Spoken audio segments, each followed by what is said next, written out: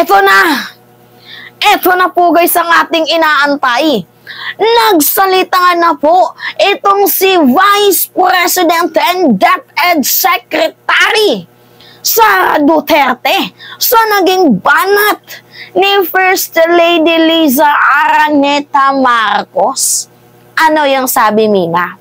No comment. As usual, magiging pa-victim sila. Anyway, hindi pa naman po guys nagsasalita, pero alam naman natin na ang gagawin nila is magpapa-victim and no comment again. Gusto nila, laging sila lang ang nangaapi, sila lang yung nanguurat, 'di ba? Sila lang tong naninira, tapos pag sila po ginantihan, laging no comment, tapos feeling aping-ape. So ngayon nga po guys, ito na. Ito yung totoong laban. Nagsalita nga po ang former spokesperson ni former Vice President Leni Robredo ng maanghang na salita ukol dito sa ating Vice President and DepEd Secretary na si Sara Duterte. So ngayon nga po guys, ito yung yung tabloid. Sabi dito sa Politico, labasan na ng pangil. Of course. Of course. Anong kala nila? Sila lang yung anak ng Diyos? Sila lang yung pwedeng manira? Naniniwala ako sa kasabihan guys mata sa mata, pangil sa pangil, ngipin sa ngipin. Diyan ako naniniwala sa kasabihang yan. 'Di ba? Hindi pwede na kayo lang yung nakakaangat. Hindi pwede na nananahimik lang yung kabila. Kasi habang nananahimik yung kabila, patuloy lang kayo sa ginagawa nyong masama. 'Di ba guys? Pansin nyo, partida ilang beses na nilang ginago itong si President Marcos as well as itong si First Lady. Una na dito guys, itong si Sara Duterte. If you will remember guys, yung yung bata, binigyan ng pulburon ni Sara Duterte. Naalala niyo yun? Yung patama niya kay PBBM na nagpupulburon daw ito? Nalimutan nyo? Ito, may video tayo. Tingnan nyo Tingnan nyo. Ito yung isa sa sa mga ginawang katarantaduhan ni Sara Duterte tingnan niyo to Wow! There are so many stars. Ang dami mong bituin. Bituin yan. Good boy. Very good boy. The best student. Diba? Tama ba? Tama ako? Ano pangalan ni teacher? Jess? Bell? Teacher Bell. Sabihin mo kay Teacher Bell na nagkausap tayo. Nagsabi ko sa iyo, congratulations dahil ang dami mong stars. Alam ko yan, pag madaming stars, ibig sabihin mabait, magaling, at matulungin. Diba? Dami English. Wala sila. Sir, basta ako nung ko doon? Pulburon. Pulburon. Cute. Vice, magbibigay ko kayo ng biscuit about Hindi pa. Magpa-print pa kami, ma'am. Hindi pa, Dito naman yun, di ba kanina? Ako, andito pa. Ayan! See? Ayan! Sarap yung merienda ko. Sarap yan. Hindi sa'yo mo yan lahat. Araw-araw. Monday, Tuesday, Wednesday, Sunday. Isang linggong pag-ibig. Pulburon. Okay? Sarap yan. Nakakaan. Thank you po. Kainit lahat. Thank you po. Thank you. Yan. Narinig niyo yung pinakadulo? Masarap yan. Nakaka-addict yan. See? Di ba napaka-immature ng ating Vice Presidente? Ayan nga yung sinasabi ko guys, na ilang beses na po nilang tinarantado, ginago itong ating Presidente. Una na nga po dito guys, yung pulburon ni Sara, di ba, napatama kay PBBM. Pangalawa na nga dito guys, partida caretaker itong si Inday Sara nung March 11. Pero ano yung ginawa niya? Sumama sa prayer rally ng Hakbang Maisog, kung saan ang sinisigaw doon, Marcos resign. Actually, madami pa guys. Hindi lang yan. Di ba? Pangatlo, nung nagsalita itong si Digong na may presidente tayong adik, may presidente tayong bangag. Anong ginawa niya? Nakaupo lang siya, sumabay pa sa nagtatawanan.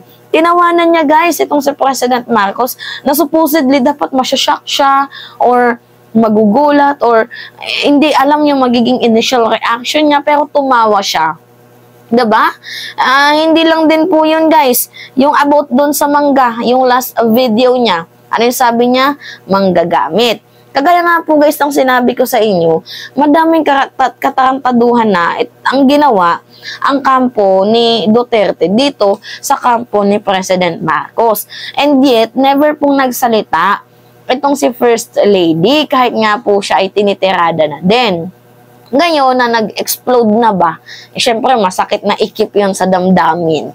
So ngayon na sumabog na, itong si First Lady, ngayon feeling victim kayo. Kayo yung galit na galit, yung tila baga parang kayo patong gustong manakit. Gusto nyo kayo lang yung laging nanlalait?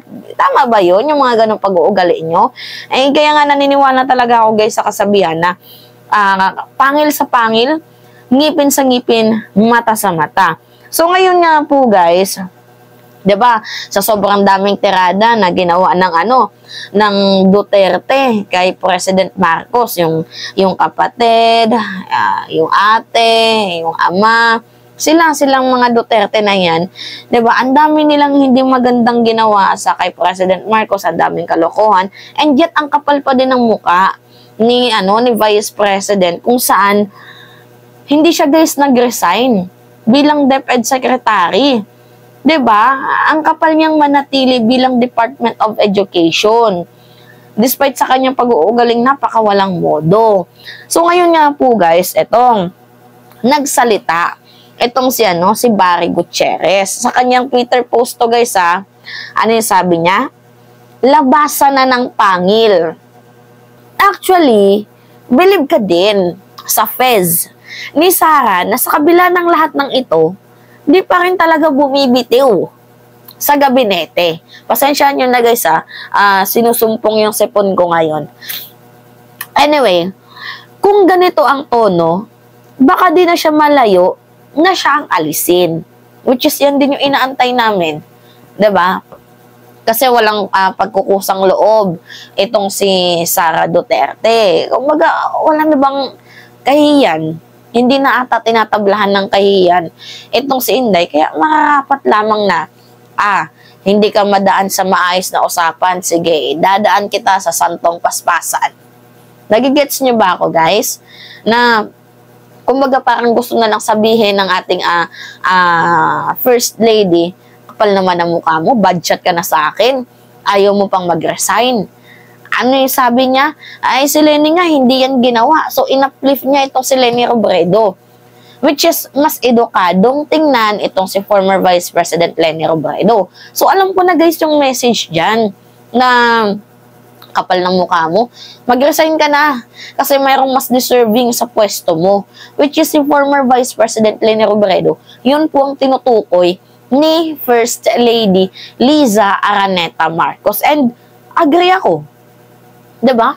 Na malagay bilang DepEd Secretary itong si former Vice President Leni Robredo, kasi kapag si Sara yung magiging DepEd Secretary up to the last minute of the administration, ewan ko kung anong mangyayari sa Department of Education. Una, puro budget lang ang alam, pero yung kanyang trabaho hindi ginagawa ng maayos. 'Di ba? Bantakin nyo, DepEd Secretary siya. Pero hindi niya man lang inaasikaso yung problema sa DepEd. Yung problema sa mga learning materials na nandoon lang sa Transpac. 'Di ba? Yung PISA natin. Ang baba ng reading comprehension, pati ang pagkakaintindi sa math. 'Di ba? Yung mga teacher na yung course nila pinag-aralan, iba po sa binibigay na trabaho sa kanila. Workloaded, underpaid. Diba? Ang daming problema ng DepEd, and yet, hindi po, nakakaisip ng paraan itong si Sara Duterte, kasi mas inuna niya makialam sa issue ng ICC. Diba? Makialam sa issue ni Kibuloy. Nag-ala-abogado ni Kibuloy. Kesa asikasuhin yung issue sa Department of Education. Diba? Pinagtanggol ka na nga ni PBBM na hindi mo trabaho na mag-defend sa foreign policy bilang DepEd Secretary. Trabaho mo na nga lang asikasuhin yung departamento mo, hindi mo pa magawa. Pakatarantado mo, no? Kaya nga yan nasabi ni Barry Gutierrez kasi talagang makapal na ba yung yung semento sa kanyang pagmumuka. Sobrang kapal. Like talagang ganyan nakakapal, oh. Yung tipong parang pag gusto mong pitikin, parang kamay mo pa yung mababali. Parang ganun eh. Anyway, pabor ba kayo guys na matanggal bilang DepEd Secretary itong Sinday? Kasi ako talaga, literally, pabor na pabor. Anyway, yun po guys. It's me again, si Mima Alicia nyo at nagbabalik ulit para sa ating panibagong video.